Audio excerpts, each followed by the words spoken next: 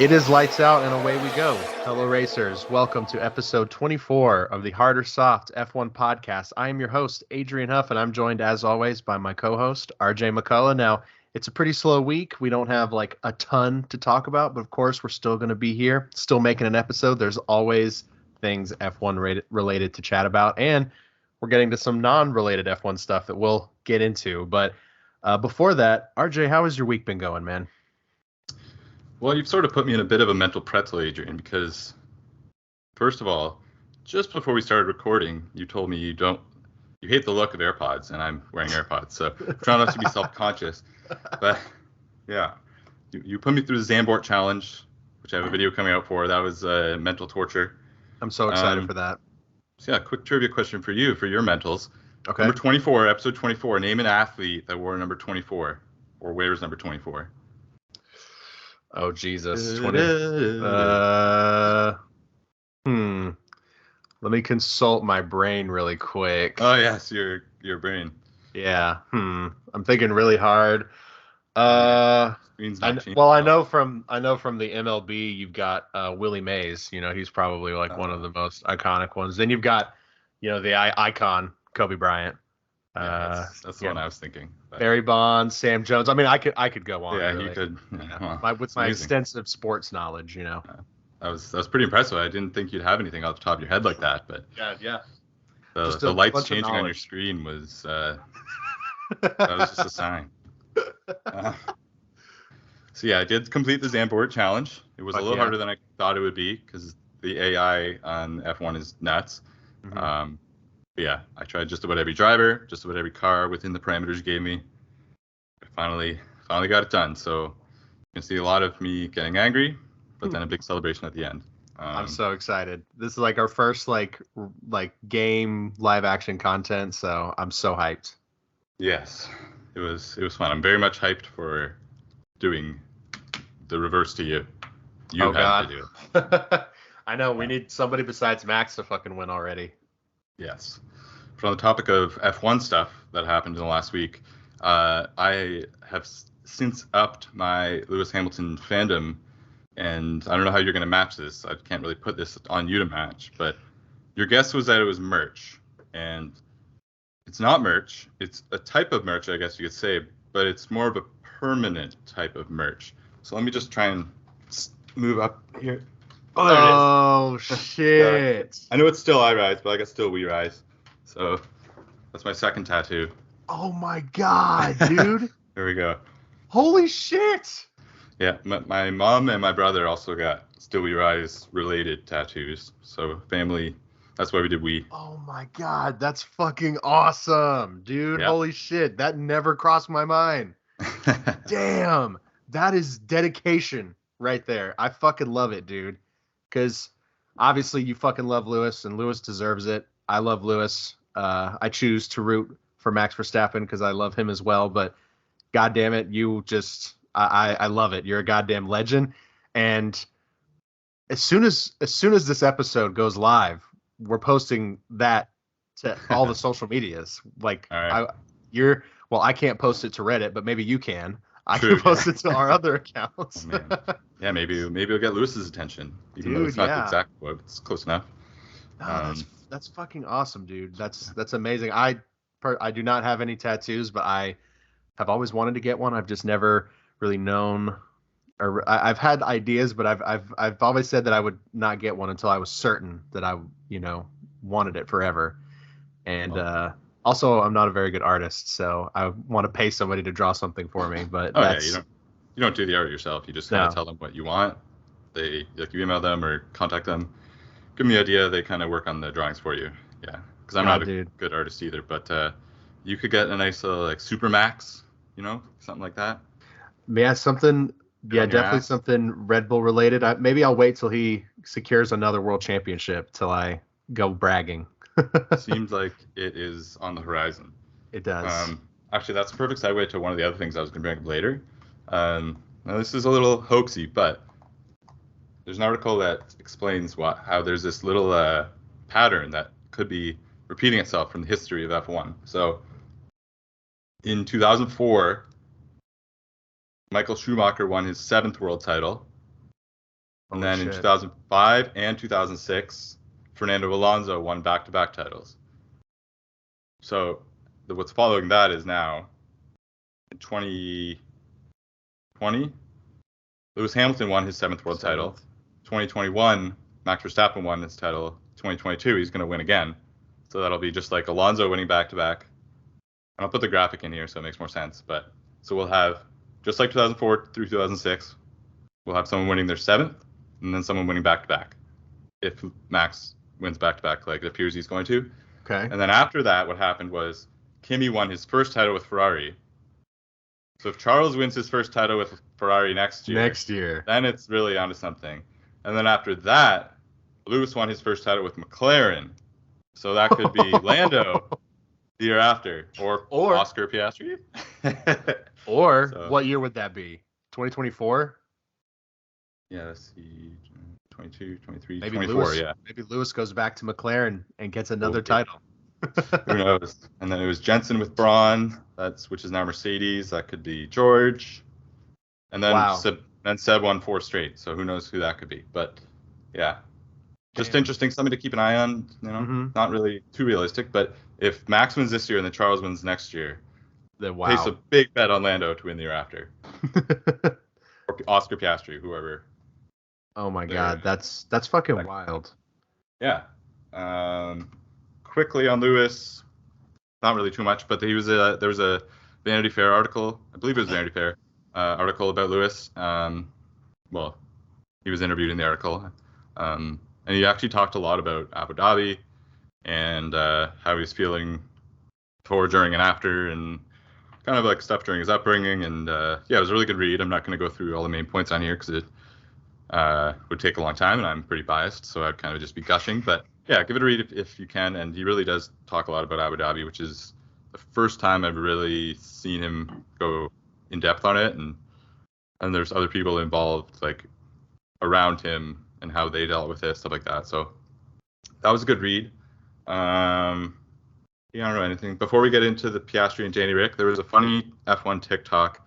It was kind of more cool than funny, actually. It was someone did like a rendering of a recreation of the F1 song as a wedding theme, and it sounded pretty sick. So I'll put that in the video.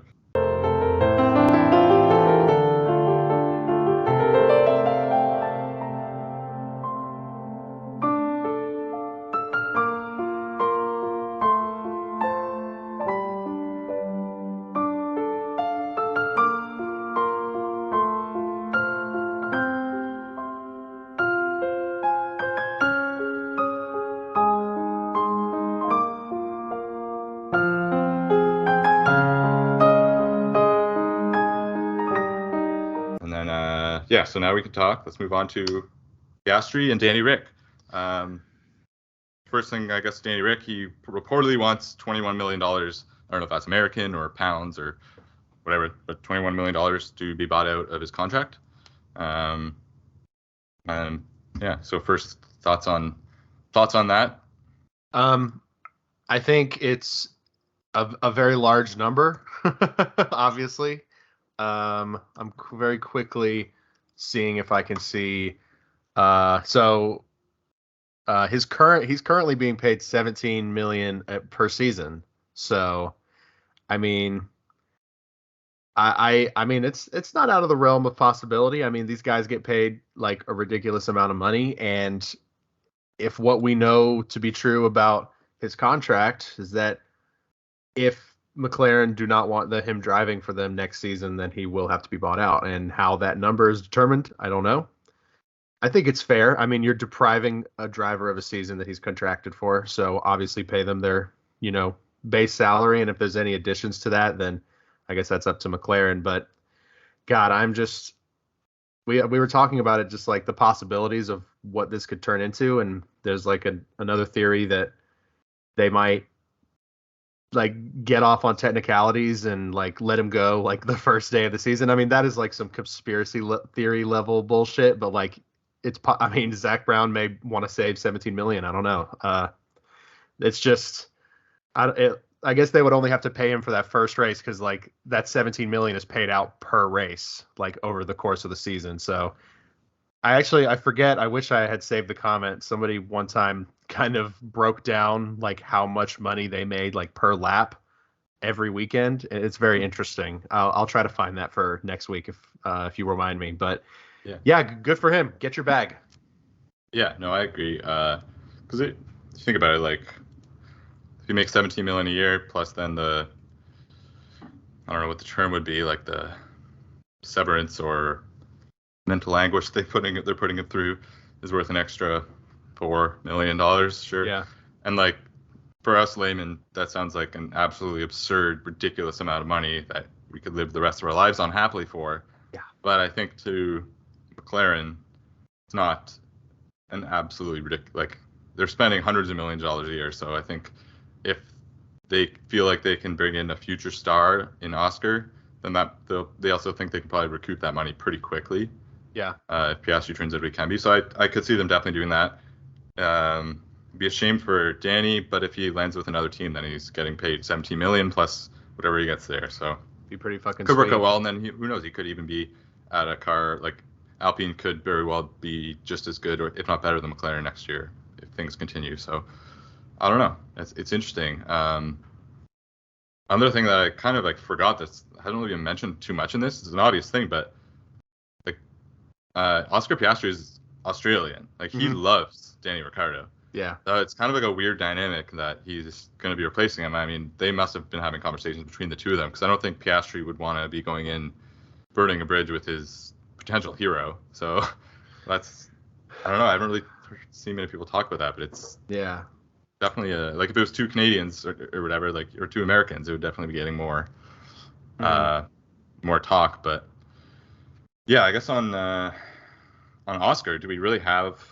There hasn't really been too much updates other than we found out why. Sort of like I guess the title of the article was like why Piastri isn't going to sign with Alpine, but the kind of takeaway I had from it, I think you had from it too, was more so that Alpine kind of left the door open for him to leave if this report is true. So do you want to maybe go over that if you can remember it?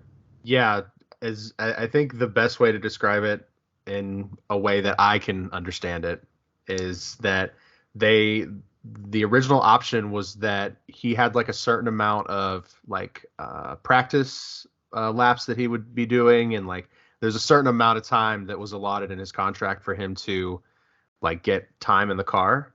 I'm not sure if that number was hit, but there was another part that was sort of comparing it like they didn't really. It's so hard to describe. They had the contract through the F1 Driver Academy, and it was not like directly linked to Oscar. Yeah. So that may be how he's like legally able to sort of just like get out of this, because Alpine seemed pretty certain that their contract was, locked in. But we're kind of finding out now that I mean his manager, Mark Webber, seems pretty certain that everything is going smoothly. So, yeah, I mean, if you read something else as well in addition to that, feel free to add on. But it's strange. Too much. Yeah, the whole thing is kind of getting bogged down in like legal talks. But like it kind of seems like the latest I'm hearing is that Alpine they are suing or whatever the case may be. But it seems like at this point, they just are looking to get some sort of financial compensation. They're not necessarily expecting to get Oscar, which, hey, if that's the case, then true. But yeah, like just to tie that in, like I was watching, so Alex Albon had a Reddit AMA, so I just was looking at that to see if anything funny happened.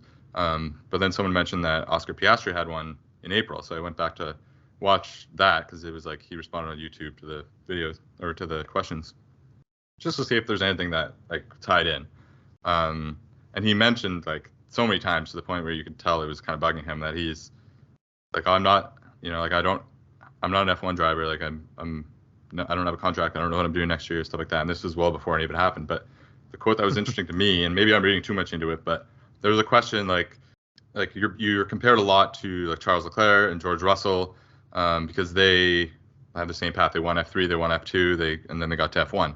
Like, does that put a lot more pressure on you? Does the hype around you motivate you, or do you feel there is more pressure on you to perform? And he basically said, like, no, it doesn't really put more pressure on me. Put in the same league as them, I think it's only a benefit. Obviously, George and Charles are both fantastic drivers, with Ferrari and Mercedes respectively, two of the most competitive teams on the grid. So to be in the same company as them, I think only bodes well for me. And that seemed like something that was very important to him.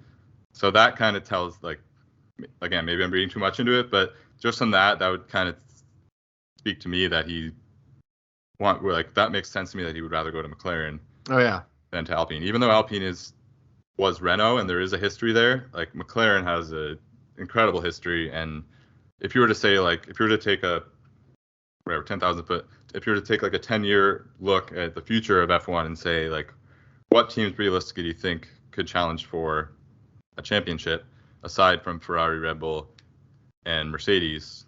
I think everyone realistically would say McLaren's the number one option. So yeah, that's sort of all I had on Piastri, but yeah, very like weird. I thought it would be figured out by now, to be honest with you. Like, it's sort of dragging out.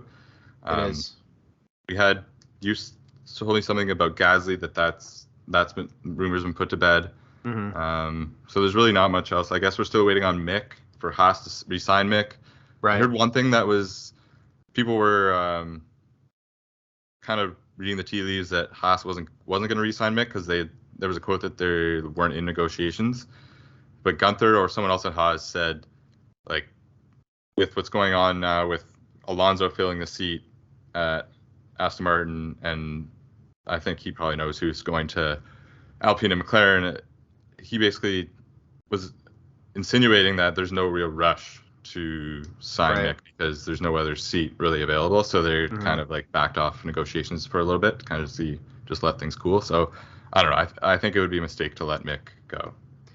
I don't think they're going to let him go. I think there were rumors that he was looking for a seat with another team, and maybe people were throwing around Aston Martin. I don't know if I buy that. I have no idea what team it would have been, but perhaps he maybe like Haas sort of knew that he was like looking elsewhere, and they're like probably not against re-signing him, but they're like, look, yeah, we're going to wait.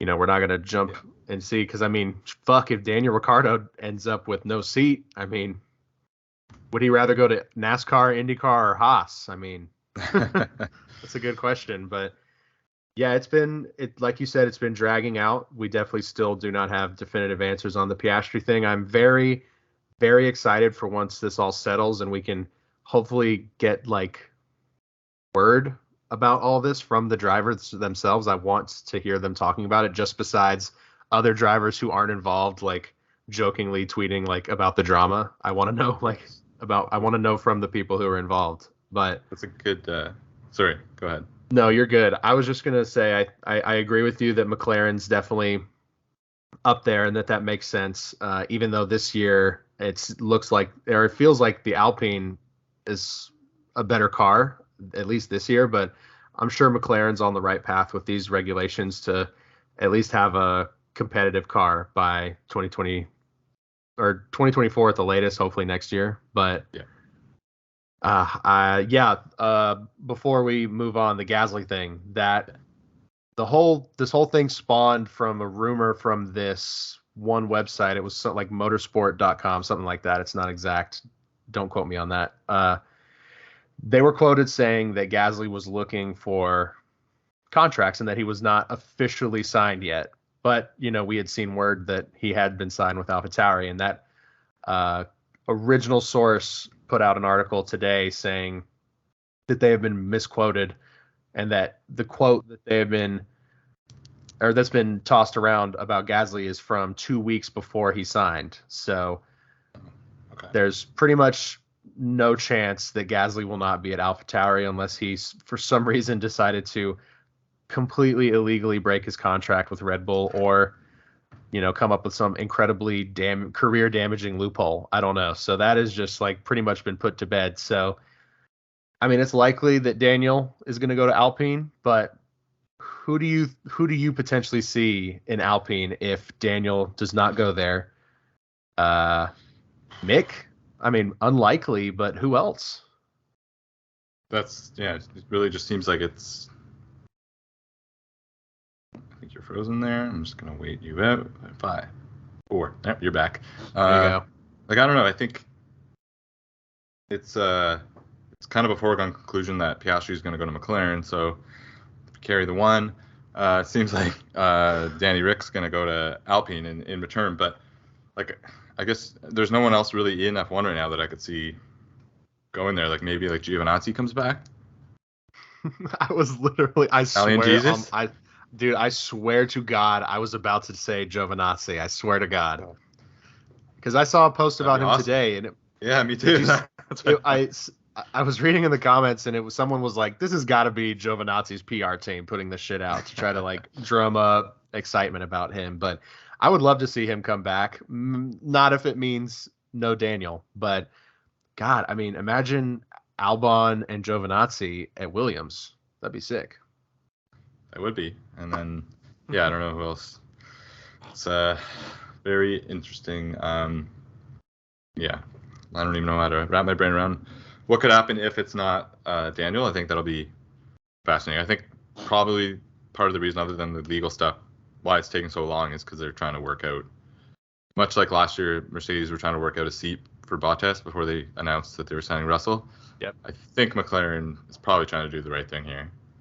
I hope so. Screw over Danny completely, because if, like we discussed earlier, if they do that out clause thing where they just like bring him along to preseason testing and then fire him at the first race, that would just be an awful move, but also like it's a bad look for them, and then also then they don't get to give their others like their real slick second driver, say it's Piastri in this case, he doesn't get to do any of the preseason testing or getting used to the tracks and stuff, so then he's behind. So yeah, it just doesn't make sense that they would do that, but you never know. It is F1. But yeah, it is. And we're in the silly season. Yeah. So on the topic of like those tweets, did you have anything else on that? No, I was gonna move on unless you had something else. I have a random thing about Lewis I was gonna bring up to you. Oh, let's go. Tell me.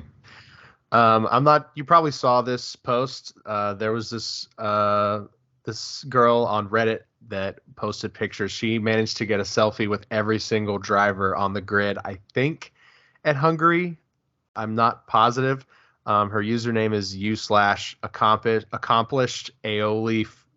So she posted pictures of all the drivers, and people were asking certain questions, and somebody asked who was the most genuinely nice person or the nice driver you met, and she said Lewis.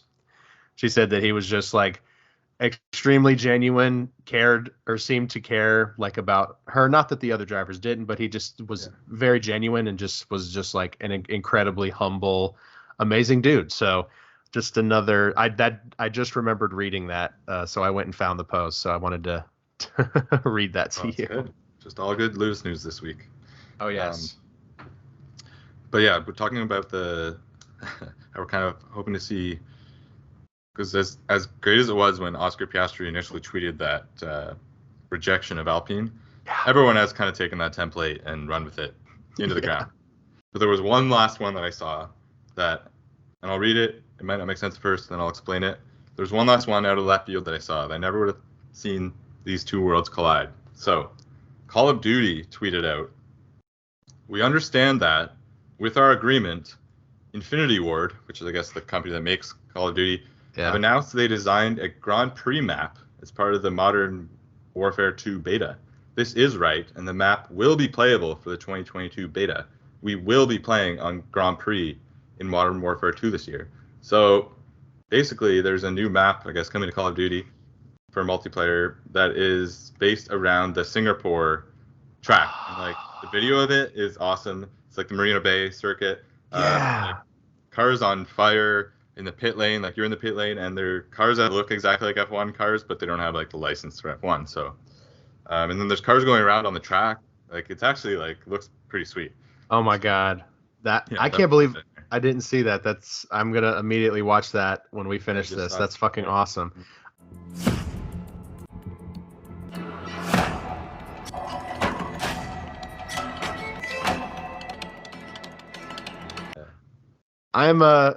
I'm a gamer. That's so cringy to say. I've not played a lot of Call of Duty lately. I did buy the Modern Warfare that came out in 2019. That's what originally spawned Warzone.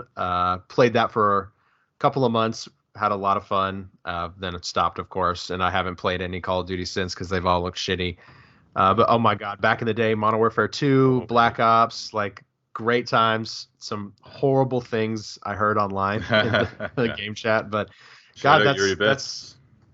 yes. Oh yeah. Jesus Christ. I heard him a few times back in the day. Yes, a couple of VIPs on there. That's awesome. I'm tempted I haven't to pick it played in a up. few years either, but that makes me want to play it. Oh fuck yeah. Yeah, that's cool. I think. Yeah, I also went through a big Call of Duty phase, and then during the pandemic, I got back into it a little bit. But it's just so hard if you haven't played like in a while, or like just to pick it up, and then people have been playing the game for, even if it's a new game, for months. Like they just it's such a steep curve because then they have all the things unlocked or whatever. But it can be infuriating. Yeah, so that was cool. The trailer for it was really cool. I think Call of Duty fans will think it's cool, but also F1 fans will think it's cool. So I'm interested to hear like the process of how they landed on doing it centered around an F1 track and like in the pit lanes and stuff, but then also, or like the paddock and stuff, but also like how they decided on Singapore specifically, like Marina Bay. Yeah, and a great way to announce it. I mean, that's just such weird worlds colliding. Seriously, yeah. It's like there's no way that they started doing this after the Piastri thing. Like it just happened that the timing kind of worked out. So yeah, that was really cool. The other thing that's really cool is Vegas has potentially a date leaked for next year's race. So go ahead and tell the people. It is going to be the second to last race before Abu Dhabi. I'm not sure of the exact dates, but 16th to 18th November. November, yes. And they're designing it, the times, to where after the race, like all the activities are going to end around 1 a.m. Pacific time, I think. So I believe it's midnight Vegas time. I think that's when they're going to be trying to wrap things up. So it is going to be so entertaining. I cannot wait for all the TikToks. Hopefully we're there. That would be fucking amazing. Yeah. 2023 Vegas. That would be fucking amazing. I've never been to Vegas, but it just sounds like it's going to be a fucking blast. And you brought up an interesting possibility of like, what if the title was decided in Vegas? It's like, Jesus Christ, that'd be so fucking crazy. They're not going to make it to Abu Dhabi. Especially like if it's Red Bull, like their parties, like they're notorious for throwing like insane parties. Yeah. So if they win in Vegas, like they may now, God, look out, Sergio's wife. Yeah. But yeah, I mean that's just amazing. And even if it's not decided there, like if it goes on, it would be back-to-back weekends because they want to have the calendar finished before December. So it would be that weekend, and then the next weekend Abu Dhabi, and then the season would be done. So that would be awesome. And they have that. So the plans could still change, but the letter of intent from Liberty Media has detailed blah blah blah as a target date, with the place on the calendar being secured until 2027. So this isn't just gonna be a one-off thing, like, and it's on the strip as we already know. So this could be awesome. And yeah, I think a change from, I don't know, not that the tracks near the end of the season are bad, but just kind of mixing it up. I think it'll be good to absolutely change that. So yeah, as long as we don't lose Spa, we can lose France. No. As long as we don't lose Spa, I'll be fucking pissed. But you talked about this when we first brought up Vegas being announced, that there is going to be like a dedicated like a building to where there's like going to be simulators and like merch and just like all like just a big F1 space. I don't know if it's going to be like a gift shop-esque, but something you would see like at a Universal Studios park or something in Vegas, I guess. But I would love to also be able to check that out, get into like a real racing sim. That just sounds like so cool and sounds like an amazing opportunity to just continually grow the sport in North America. So I'm so hyped. I agree. And then even if we can't get tickets, because it'll probably be nuts, so we probably have to rely on getting a media pass. So if we can't get a media pass, even just like being in the city that weekend would be so cool. Because as I learned in Montreal, like the events around everything are just as cool as just the vibe, like the F1, especially in Vegas, would be amazing. So yeah, we'll see how the podcast goes. But yeah, that's the tough. Yes, and then you just watch from there. Then that'll be the expensive part. Yeah, on the topic of losing Spa, Max Verstappen was asked. This kind of ties in. He was asked about like if there's any changes he would make to F1, and like most of them are technical stuff, like how heavy the cars are. But he also said less races, and he said, much like I do on F1 20 on the F1 video game when I'm choosing my calendar, and I wonder where this exact number comes from, because he definitely he knowingly plays F1 video games, all sports racing video games. 16, yes. He wants it to be 16 races, and his quote was, "Just pick all the good tracks, leave all the others out." Such a Max quote. Yeah, he's like, so we'll fuck Silverstone, fuck Japan. Anyone the Mercedes has an advantage on, get him out of there. Exactly. So yeah, just do Austria like 16 times. Yeah. Even though we didn't win this year, but yeah, that would be good. That's what he would want. So I was gonna like go through the calendar and try to pick out which like 7 tracks he doesn't want, but yeah, I don't know. But it's just interesting that you would think that, especially how much money they're making now, like I get it that it was part of why Seb is retiring to spend more time with his family. But I don't know, I'm kind of surprised. I'm sure it was a little bit tongue-in-cheek, but I'm kind of surprised that Max would want less races, because then also gives you less of like as a competitor, the more races there are, the more chances he has to win, so the more he can actually determine his fate. Like it's up to less luck if there's more races in the Drivers' Championship, you know what I mean? Because if you have like 3 DNFs over the course of the year, if there's 16 races, that could really affect you. But if there's 22, 23, 24, then it wouldn't. Right, you know what I mean? It takes away, or gives you more of a chance, I guess. But, yeah, for the good teams, there's more of a gap for the bad teams. Yeah, I could see an argument for both. I think it's interesting, actually. The first like 7 seasons of Formula One back in the 50s had less than 10 races. Yeah. So it's just like very interesting to just watch how the sport has progressed. I mean, I don't think that's an unpopular opinion. I know I've read interviews of Bottas and Lando, Checo, Latifi.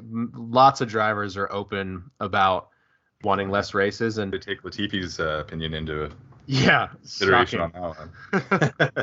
That's another seat understandable. That'll be open. Yeah, his seat's going to be open, but I can understand not wanting. I mean, as a fan, I want as many races as possible, but I think 22 is a good number. I mean, I would even be okay with like 20. I think 16 is a little low for the way the sport is nowadays. But an interesting thing I read about Max, though, this might have come from Albon's AMA. This was from Albon in an interview. He was just talking about just how calm Max is and how he just like has just such a don't give a fuck attitude. He says that he instead of like, because like on Drive to Survive, you'll see like them doing like the prep of doing like the lights and the catching the balls and, doing all these like quick reaction exercises. But he says that Max just opens FIFA packs and plays FIFA before qualifying. Yeah, I saw a response to that. But like Lewis said, like he would do that. He did that before some race, like just before they got in the car. He was playing. He looked over and Max was playing FIFA. And then it was before quali, and then Max went and set like he got on pole, like set like the fastest lap at that track of all time. So it's like that is why I love him so much. It's just like, I mean, that's just so fucking badass to me. It's at the same time though, there's guys that are like spending every second, like preparing, but then you've just got this motherfucker who is playing fucking FIFA and then goes and gets on pole. So. Funny though, because in the Vanity Fair Lewis article, they're mentioning that when he came into F1, one of the things that he would get flack for is like he would like to go and party, like he was a young single guy, like friends with celebrities and stuff. And then they would say like F1 people, we don't do that. Like if there's a race next week, like we're in our hotel room, we're going to bed early, blah blah blah. And like over the years, he told them when he signed with Mercedes, one of those things was like, let me do me, and if I don't do well, then you can change that. But if I'm winning you guys championships, then like let me do me. And he's like changed that. Then now like everyone like kind of goes out and parties and doesn't necessarily just go over and over the specs and the technicalities and all that, which kind of makes sense. Like you do need like a break from anything you're doing. You can't just do anything 24/7. You need some sort of outlet. So interesting that for For Lewis, it was going out and picking up supermodels, and for Max, it's playing FIFA. I guess that's kind of the changing of the times too. Yeah, I love it too. But we can get to the dreaded Ferrari. Yeah, I had just a couple of just very quick. It's not an episode of Hard or Soft if I don't bitch about Ferrari. Binotto doubled down once again on his no need to change, because last week I think we were mentioned that quote where he's like, "There's nothing to change." He doubled down on that and said that it's basically just bad luck that they are not winning, and that he also kind of doubled down on the not wanting to, or that they're not like, the goal is not to win the drivers and the constructors, basically, which is, I mean, there's no way that he wasn't thinking that at the start of the season. It's just bonkers to me. And I found this little a comment about this film, is that Ferrari have been, their thing is that it's never Ferrari's fault. You know, they might blame the driver if they're like, oh, it was just a mistake by the driver. They're going to, Charles is going to not do that again. Or, just he makes so few mistakes. It's never the car, or it's bad luck. It's never the car. And Ferrari's always been like that. And they just carry themselves with this just like essence of just like, we are success. When the last time they had like a good winning streak, it was not because of Ferrari. It was because of the people that forced their way into Ferrari, and it was like they had to force Ferrari to win a championship, which is why we'll always, God, that if we've talked about it before, but that Michael Schumacher documentary on Netflix is one of the greatest documentaries I've ever seen in my life. Anyways, back in the year 1966, there was a film titled Grand Prix. And there's a joke in that film about Ferrari never blaming themselves and always being pompous and just being like always in the right, basically. Like they riff on Ferrari in that movie. And that is just so funny to me that almost 60 years later, it remains the same. So crazy. That's all I have to say about Ferrari. No, that's nice. And on the topic of Binotto, someone, I don't know if it was on Reddit or in our group chat, posted someone did like a Photoshop of Mr. Bean, his face on Binotto. It looks so good. You got to put that in. So yeah, that'll be in there too. But yeah, before we get to our podium this week, I'm curious what you think of the break. We're like, I don't know, a week, 2 weeks in almost. What do you think? Are you enjoying the little bit of a break, summer break here? Or are you over it? How are you feeling? No, I want more races. I hate the break. Okay. All right. It's so boring. I'm clinging to drama to keep me entertained. Yes. I want racing. But yes, I understand. Got to have a break. Yeah. If we went down to 16 races, this would be a regular thing. So we can't have that. We can't have like one average of one race a month. What about second summer break? Yeah, exactly. What about spring break? Yeah, no, we can't do that. No. So what else we got? I got sprinters. We can get to our weekly podium.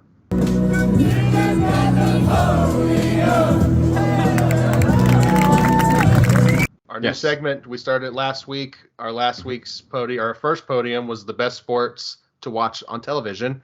And let me check our Twitter to see, because we put out a poll for people to vote for our specific picks. And we got a couple of votes. Our Twitter, we don't have like the most followers, but you got all the votes. You won. Let's go. Your top three was NHL, UFC, and college football. Mine was NFL, tennis, and NBA. And I even said it in the episode. You definitely got the right picks on that one. That you knocked it out of the park. But yes, what are we doing this week? Alley. It was. This week we are doing best fast food chain. And this one, there's a lot more strategy. And I also like to eat, but I think there's more of a level playing field here. So you went first last week, so I'm going to go first this week. Do it. Yeah, there's a little more strategy this week in where you're going to take your picks. If I think you're going to take them, If you want to choose your favorite or what you think is the best, that's up to you. It's just we'll see who comes up with the best team of 3. Okay. So I can decide where I want to go here. I know I've got a little list in front of me. Got a list too, and I have them ranked. But then it's like, do I think Adrian's gonna take that one? Do I want to save that one? Well, I'll go ahead. I'm just gonna go with. It's not my number 1 on my list, but I'm taking it first because I want to get it just in case you take it. I don't think you will, but just in case. My number 1 pick in the best fast food chain draft is Taco Bell. I knew it. I love Taco Bell. I could eat Taco Bell every day. The tacos, apparently they have good breakfast, but I just like their simple tacos. I mean, the menu is unbelievable. They always have new things coming in. The Doritos tacos, their desserts. The chicken tacos. Just, everything there, unbelievable. Obviously not very good for you. Yes. Even like their hot sauce is really good. I love me Taco Bell. So that's pick 1-1. That's a good pick. I also enjoy Taco Bell. I think I'm gonna hit you with a curveball. I was gonna have this be my first pick, but I'm gonna save it because I don't think you're gonna go with another taco place. And I was telling you before there might be a chance that at least 2 of my picks are not even in Canada. So we'll see. Okay, so oh my God, this is tough. Number 1 is it's Chick-fil-A. I love Chick-fil-A. Okay. Chick-fil-A it's gay hate chicken, but it's so good. Of course, I don't agree with anything that Chick-fil-A stands for, but oh my God, we ate there last night. I'm not even gonna lie. It is so good. I don't know. Have you ever had Chick-fil-A? Oh yeah, it's delicious. Good. It's like the best chicken sandwich. I think they're way better than Popeye's chicken sandwiches. Not to give any tip of any picks or anything, but I like their chicken sandwich better than Popeye's chicken sandwich. Popeyes is good. They're like boneless wings are amazing, but I don't go to Popeyes very often. Chick-fil-A is just it is so good. I like everything there. And their milkshakes and their ice cream is really good too. Yeah, they're pretty recent. Like we don't have them everywhere here in Canada. We just got our first one in Toronto maybe like 3-4 years ago. That's awesome. And for the first like 6 months, maybe like 4 months that they were open, it was all day, every day, except for Sunday, obviously. There'd be a lineup around the block to get in the place. And even still, it's always packed. Yep. Yeah, it's great. Dude, I'll tell you, every single Chick-fil-A, like there's probably 3 Chick-fil-A's within 30 minutes of my house. If I went to one right now, there's a line to the road. Yeah. It is always so busy, but I don't know how often you go to Chick-fil-A or how they do the drive-through in Canada, but they do not use like the menu with the speaker anymore. That's just all for show.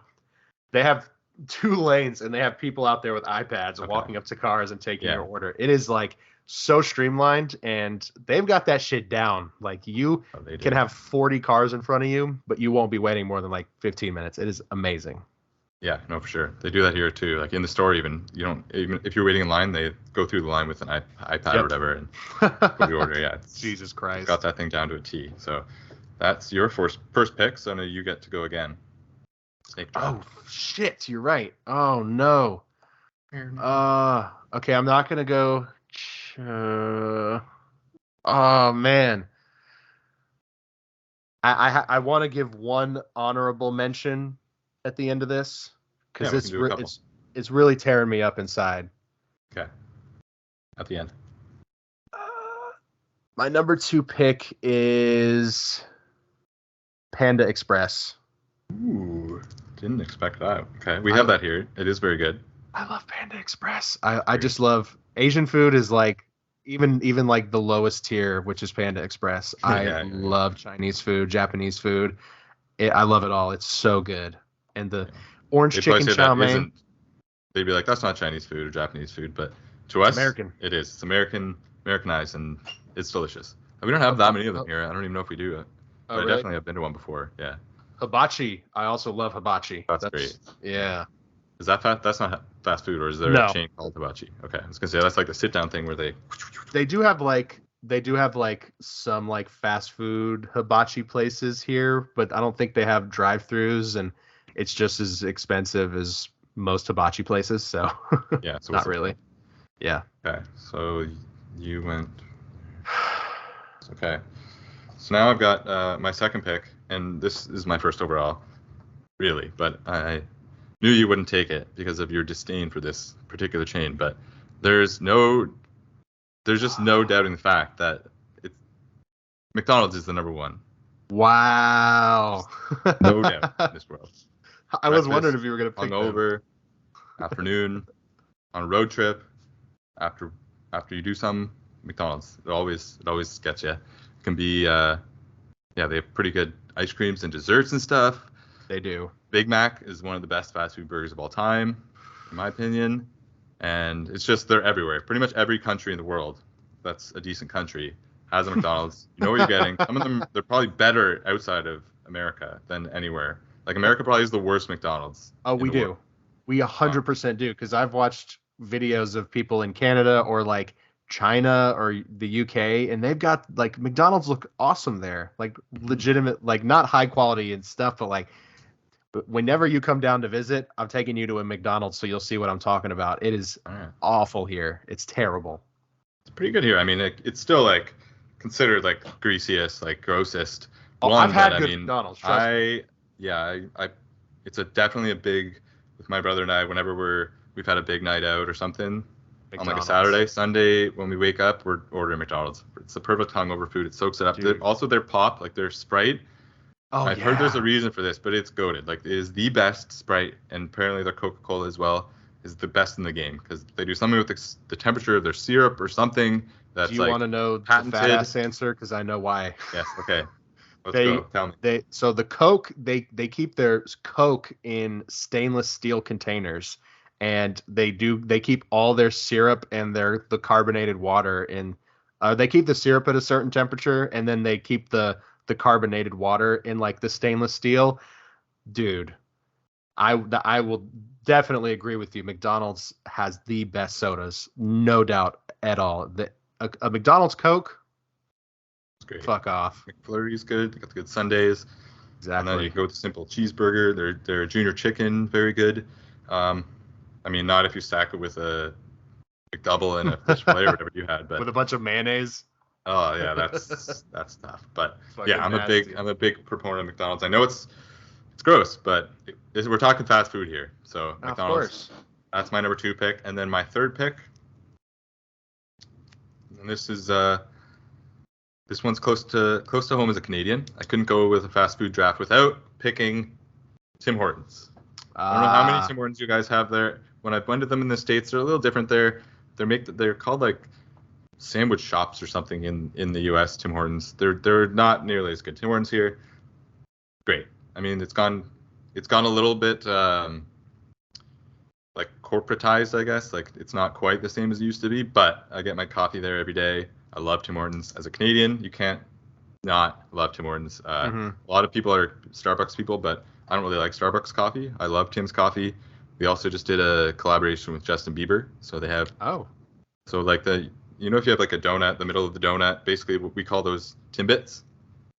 Just like a little, they have them at Dunkin' Donuts too, just a little like circular ball of donut, basically. We call them Timbits, but then Justin Bieber did a collaboration and made his own flavored ones, and they're called Tim Biebs. Oh, you can get some Jim Biebs with some baby brew. Oh, sorry, some Tim Biebs with some baby brew. Tim Biebs. He actually made a cold brew as well, a Justin Bieber cold brew. And they didn't call it the baby brew? No baby brew. The fuck? I know, but the Tim Biebs, and they do commercials all the time. So, yeah, it's a big part of being Canadian, getting your Timmies wherever you go. So that's my 3. I've never had Tim Hortons. I hope that you don't. When you lose our draft, when you lose our our Haas League, you're getting Tim Hortons. I'm very excited to try all the top Canadian foods that we don't get down here, or all the poutine. To get some poutine.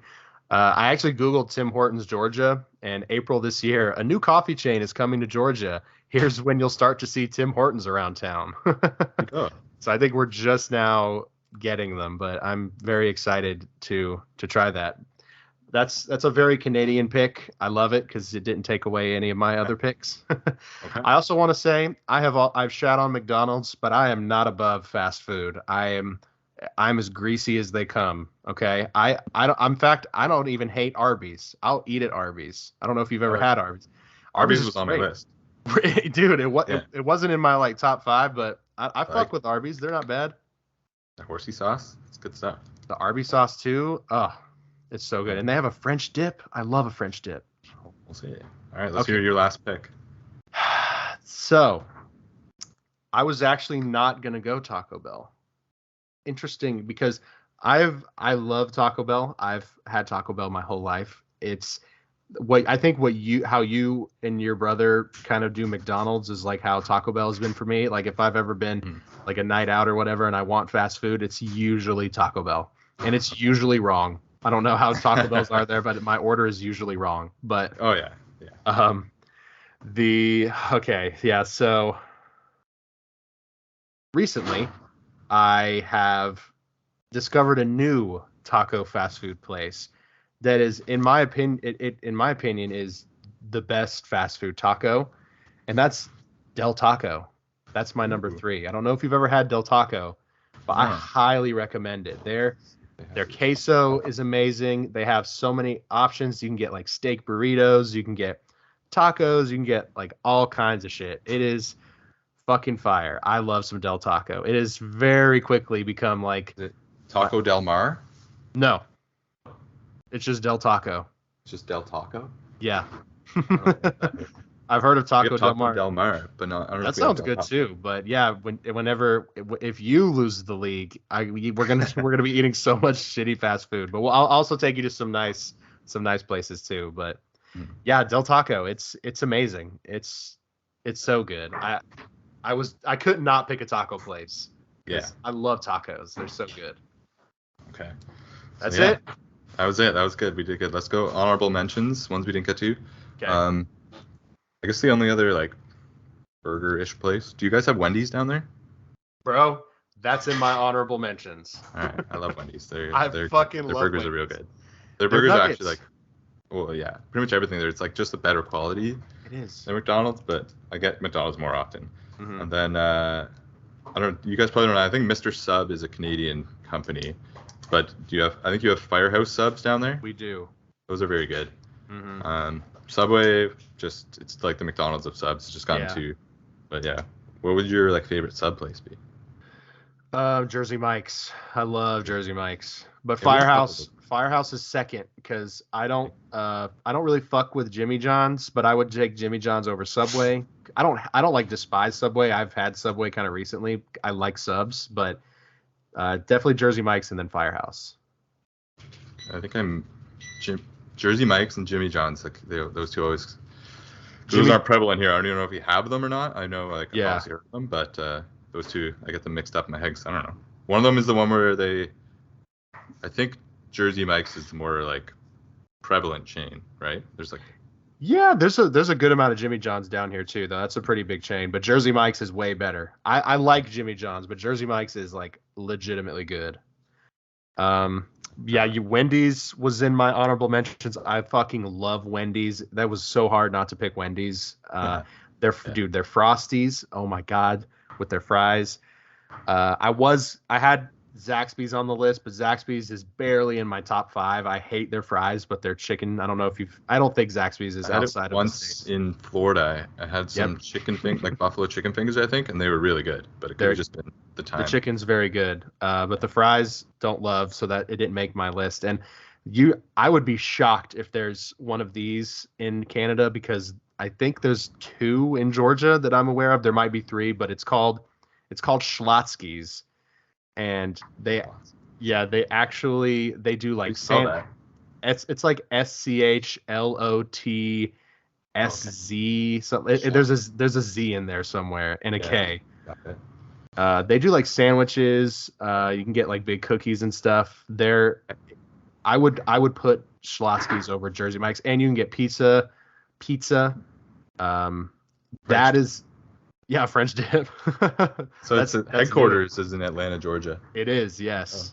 Yeah, there's more than 330 franchise throughout the United States. They're I so think it's just good. the U.S. So I've never. Yeah. It's cool name though. I would love to take you to Schlotzsky's because all their bread is like sourdough bread. They bake it in the store. It's better than any of the sub chains to me. And I haven't tried the one that you mentioned. I would love to try that though because I love some subs. Yeah, I love some subs. It's like the Canadian. It's sort of like it is fast food, but it's like much better than Subway. Yeah. But yeah, that's the fast good picks. food draft.